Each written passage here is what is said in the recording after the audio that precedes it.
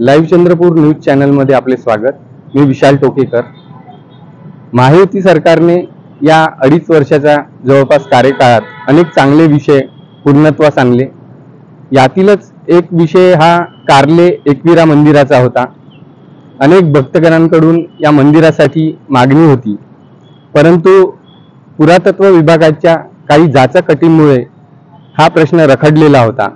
मात्र महायुती सरकारने एक मोठा महानिर्णय घेऊन या मंदिराच्या कायापालटासाठी आता पुढाकार घेतला आहे आणि हा विषय पूर्णत्वास आणण्याचा त्यांचा प्रयत्न आहे। दरम्यान कार्ले एकविरा मंदिराच्या या कामाची सुरुवात मंदिराच्या भिंतींवरील सिमेंट व मेटॅलिक पेंटचा थर काढून त्याला मूळ स्वरूपात आणले जाणार आहे।